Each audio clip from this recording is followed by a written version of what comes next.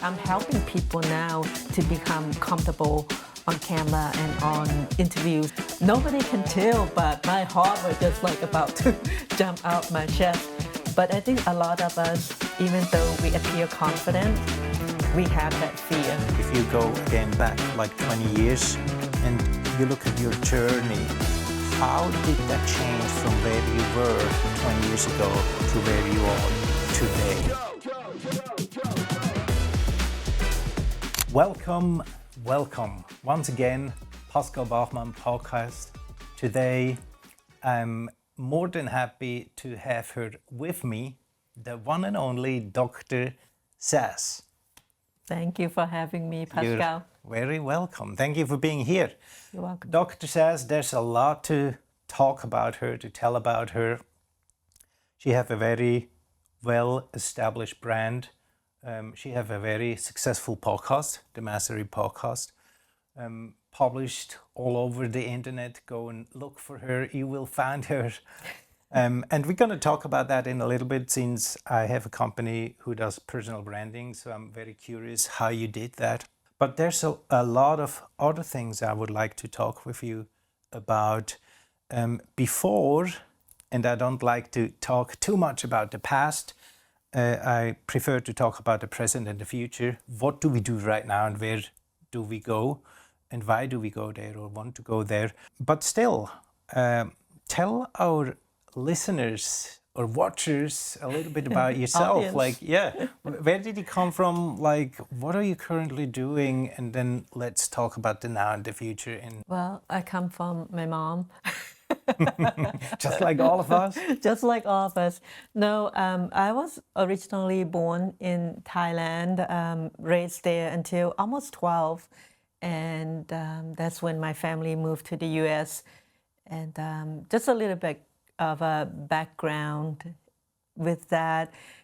Come here, graduated college, joined the Air Force, worked as a pharmacist for a few years, and came out of the Air Force, go manage a few pharmacy here and there, and also do clinical and stuff like that. And I pivoted into creating my own businesses, I believe 20 some years ago, and still working part-time on my business while working full-time in the corporate. Thank you. Interesting, because I also know from you that you had a spa a few years ago, right? Was that the first business? That was actually the second business. The first business was a network marketing. Like all of us, right? Be honest, guys. Yeah, I kind of got sucked into that because I loved the product. I didn't know what I was doing. I just know I enjoy the product and I want to share it with the whole world. I want people to get healthy and I want them to feel better. So what's better than just to share? And that's when I first pretty much got introduced to business and personal growth and mindset and all that stuff. Did you read a lot of books because of actually being introduced to network marketing? Yeah. I mean, I'm a reader anyway, but I read because I study pharmacies and stuff like that. You read because you go to school, but this was a different type of reading. When I got introduced to entrepreneurship, is about personal growth. It's about finding your values, your vision, your mission, and identity, and all those stuff. And also, just really figure out who you are. And I started that probably, I would say, 20 years ago. The process of identity, vision, mission. The process of personal growth. Yeah. Nice. I think that's super important for all of us. And I'm sure most of you guys are very interested in that area specifically. And I'll come back with a few questions regarding that in a little bit. I would really be interested to learn from you is also what changed. Let's go or look at your journey 20 years back. You started network marketing. you probably learned a lot of skills like how to lead, how to do presentations, speaking, and all that stuff. I know that's a lot of things that you do today, and you actually teach a lot of people on how to do that the correct way. And we all know how important that is today. If you want to build your brand, you need to kind of just be there, be present, have a clear, sharp message on what you do, why you do what you do. But what is the transformation if you go again back like 20 years and you look at your journey? How did that change from where you were 20 years ago to where you are today? Like, what's the transition? What are the key or main pillars that you say the shift is definitely heavy on what area? The shift is heavy on presentation because, you know, in being in business, and when you do sales, and I didn't know I was selling, I was just like sharing the product, but on presentation, on communication, on speaking, very heavy in that area. It's about also your tone. You know, I remember listening to, I believe her name is Ellie. I forgot her name, but anyway, that doctor who created this program, back then it was a CD. So I was listening to this, and she would give you like different exercises to exercise your voice and to speak clearly and stuff like that. And me speaking English as a second language, and for you too, is I didn't realize that I need to enunciate a lot of words. So my improvement with the speaking part was huge. I can imagine. I see that with myself often because I think I say something and then I actually didn't.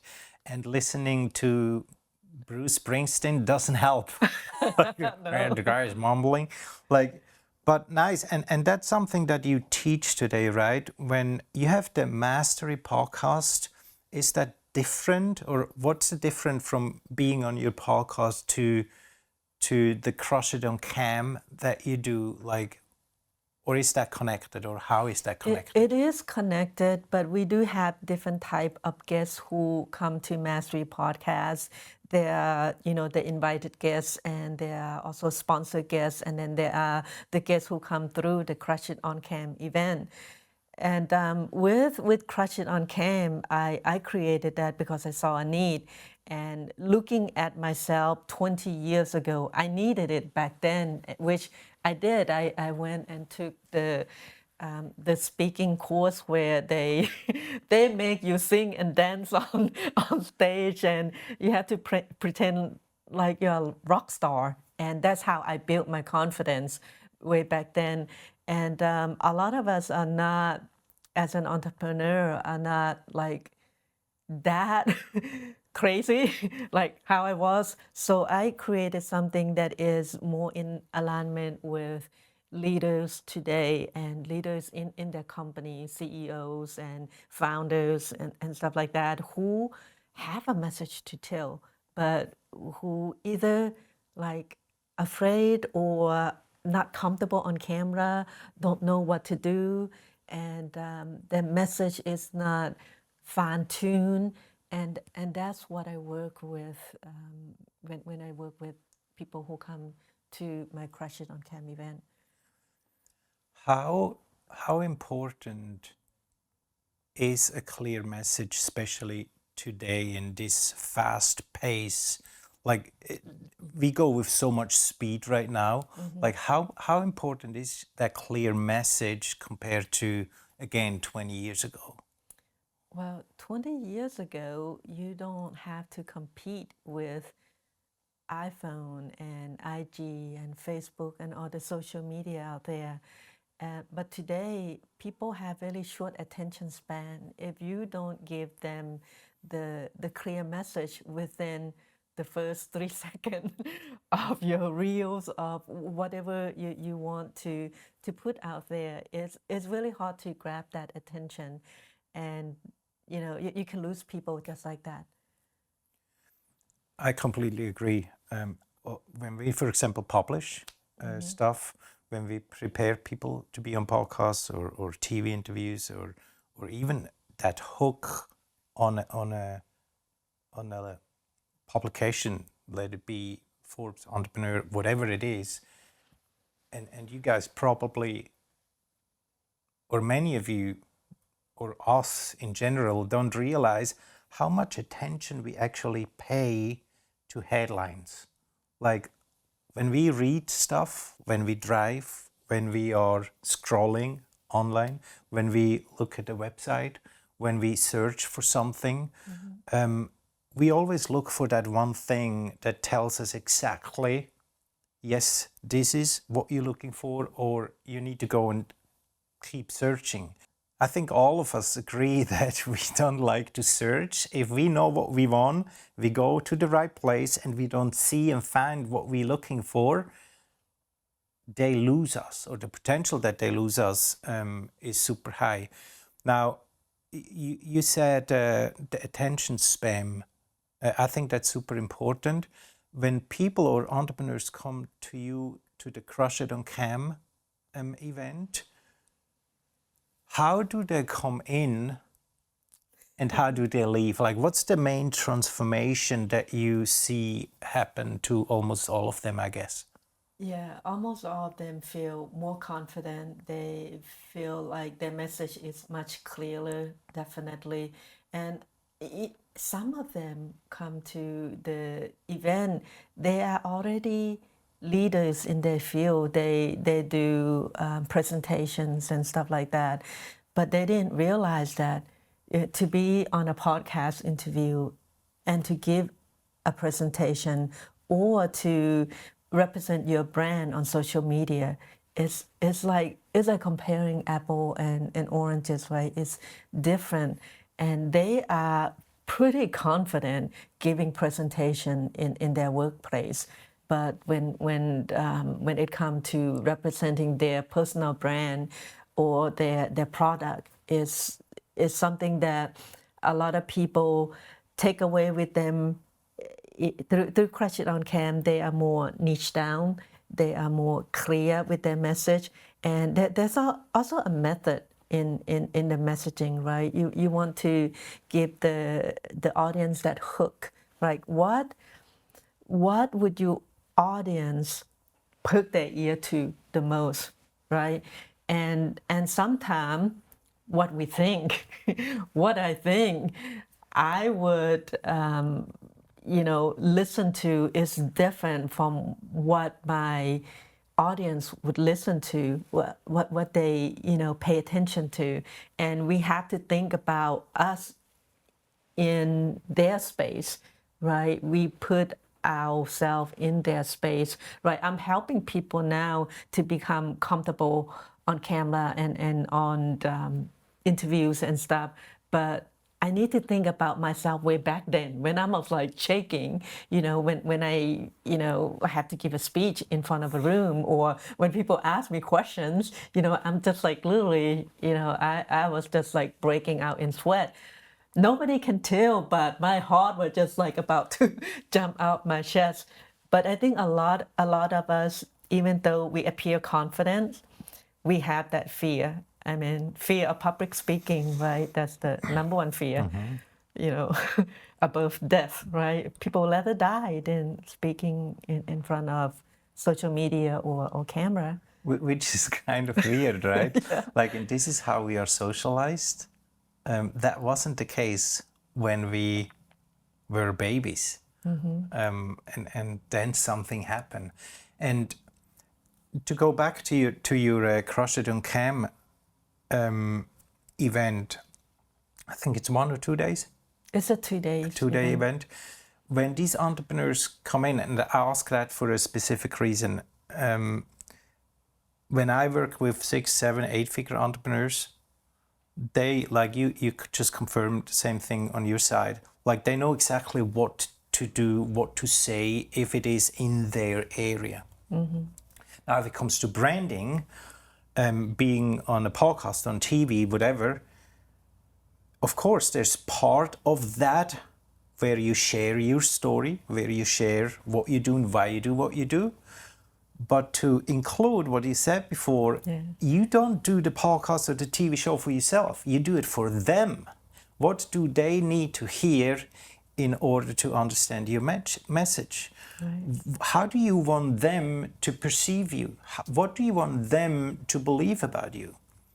And that's a topic in itself. But that's part of what you do on that event. Yeah, pretty much part of it, and it's storytelling, right? It's to engage your audience, and at the same time, you also representing your brand a certain way.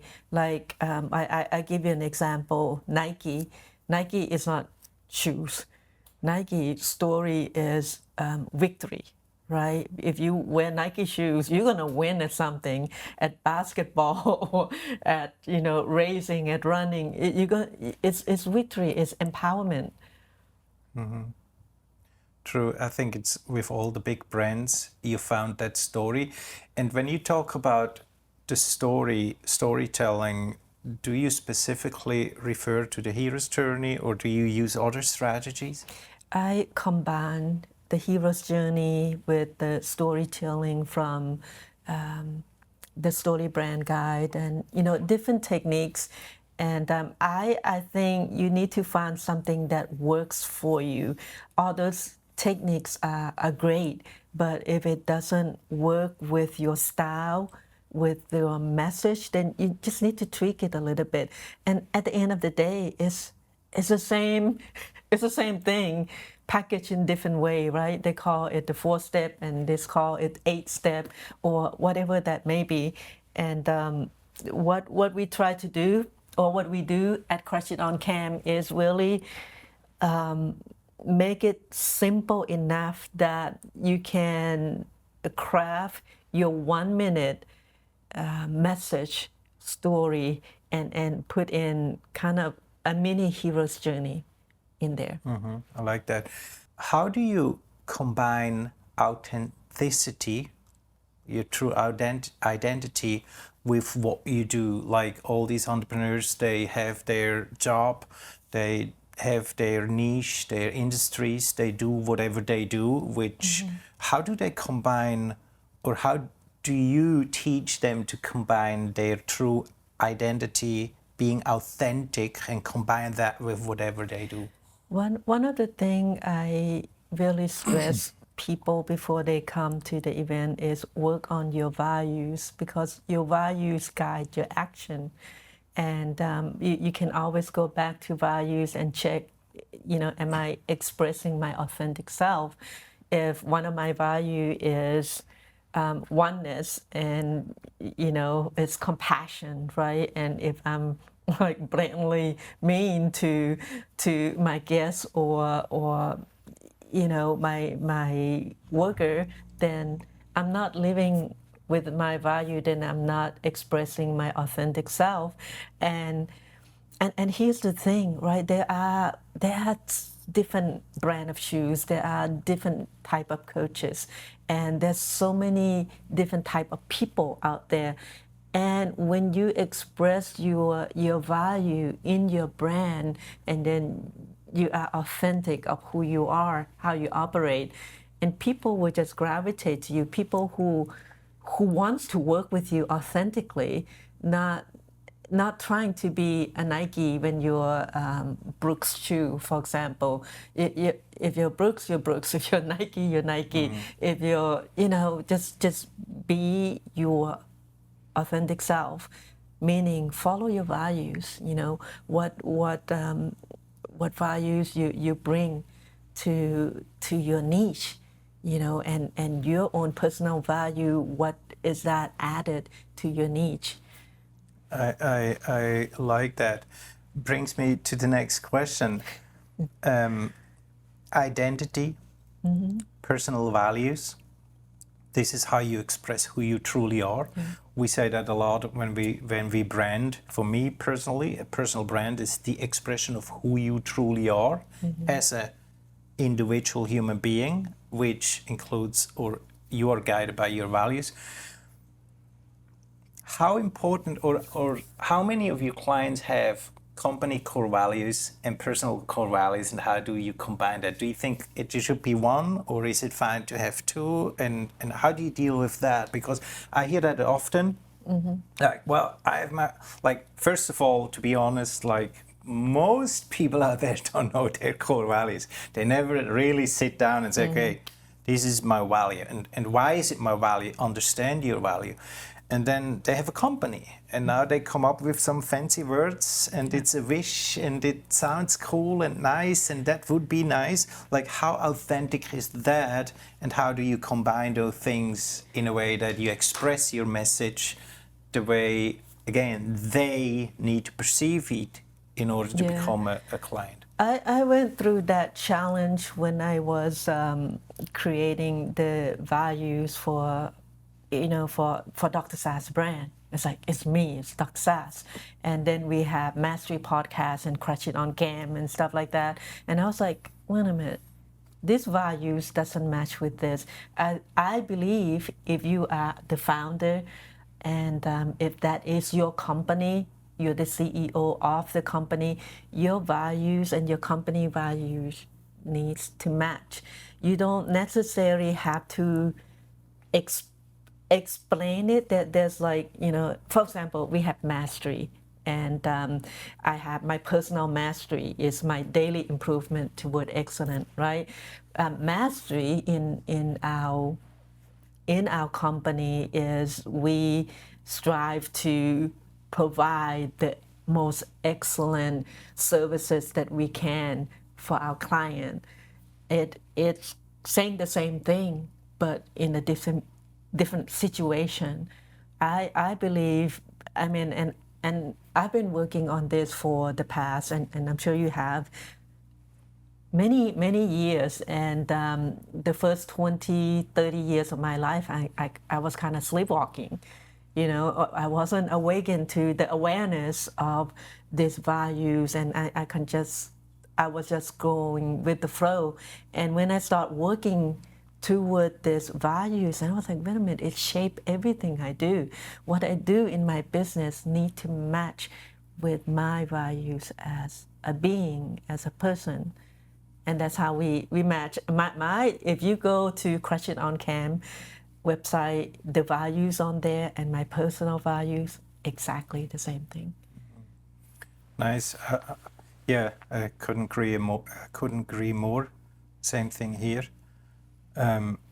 It's easy to fall into that trap, to listen to all these noises around you. You read the books, and then you start to shape a perception on how it should be, how it's supposed to be, and we kind of going out of that alignment and become something that we are not, because we listen to all of these authorities instead of ourselves. And I agree, we are the business. Without us, the business doesn't exist. And why we do what we do within our business has to do with who we are. It's part of how we want to express ourselves, what we stand for, what we believe in. I completely agree. I would like to go a little bit back again, because I'm just curious about that. How strong was, or how much did the Army or Air Force help you to lead today? I mean, you have a large company, you do a lot of things, you work with all these high performers, you have the podcast, you do the Crush It on Cam, you travel around, like, you delegate a lot, you have a team. How much influence did that have, especially as a women, like 20 years back, and now the position that you have and what you do? I believe the U.S. Air Force gave me the foundation for my leadership skills. I didn't have any leadership skill. I was more of a follower before the Air Force. It go way back then, right? If you see how you express your being, it always go way back when you come out of your mother's womb. I was the youngest one. So, I wasn't a leader at all. I mean, I follow my brother, my sister, my other sister, and I'm always the youngest everywhere I go way back then. And the Air Force was the first time in my life when they said, boom, here you go, Lieutenant Butterbar. You're gonna lead a bunch of soldiers, and you're gonna go to this leadership class and that leadership camp, and then we expect you to lead. And when that happened, and I was like, well, there's no turning back. I can't go hide, in a corner. I need to just step up to the plate and learn all these skills. And it stemmed from there, and I'm just so grateful for that experience. Can imagine. Can imagine. 2 more questions. Based on what you just said, if you could go back to your younger self, what advice would you give yourself? What advice would I give myself? I would say, yeah, you're enough. And you don't need to listen to what the world said, what anybody said, what the society said, what you should be or how you should act. I'm not saying that to act bad, but I just say to my younger self, hey Sas, you have that voice inside of you. If you want to express it, don't be afraid, be brave, and just do it. Just like Nike, do it. Here we are Nike again. fan. Yeah, I can tell. But I don't wear the shoes because, they don't fit my feet well. I just love the brand. The feet or the outfit? The feet, the outfit. Yeah, and thank you for that. Why do you do what you do? Like with the Mastery podcast, with the Crossroad Camp, why is that important for you? I think it go back to your identity and the mission work that I did with one of my mentors. And it's something that I just can not do. It's like it's just eating you up. Like you go to sleep, you dream about it, you think about it, you want to do it, and it just something that I cannot not do. Why? I think it stems from all the experience that I have. Being raised in Thailand, how you need to be proper and quiet, and the quieter you are, the more reward you get. And I was the quietest kid. I just want to please everybody, and with that, it kind of stifle your true voice, right? You become the follower instead of a leader.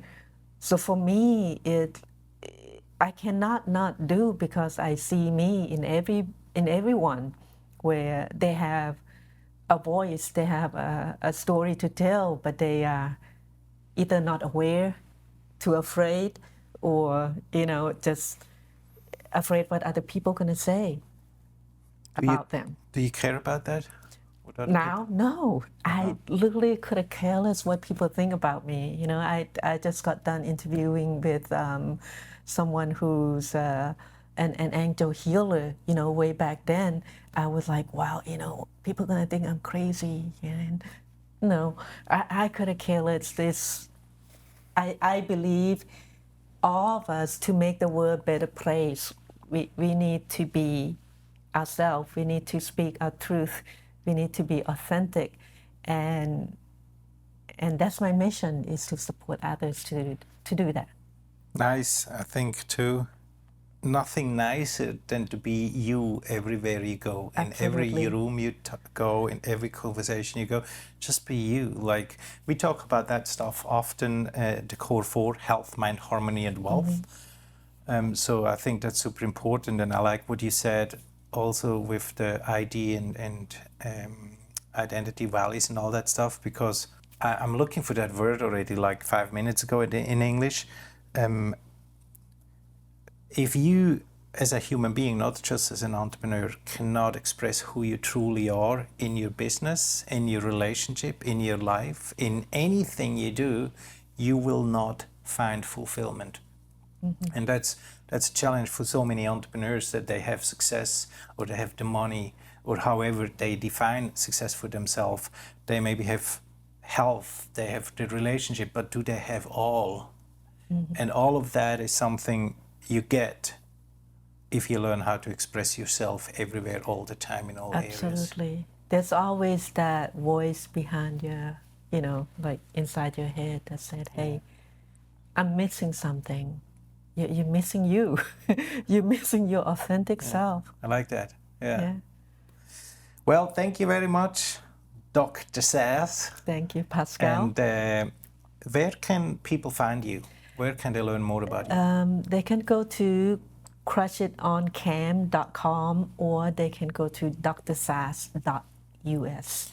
Go look her up, guys. And if you want to become better in front of camera, if you want to learn how to express yourself in a clear way so that your target audience know exactly what is in them, what is in there for them engaging with you, then definitely Dr. Sas is the person to go to.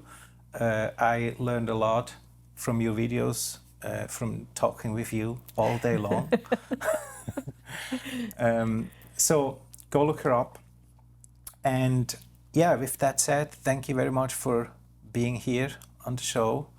And you guys stay healthy, take care of your core four. I want to remind you one more time: health, mind, harmony, and wealth. Go for it. See you next time.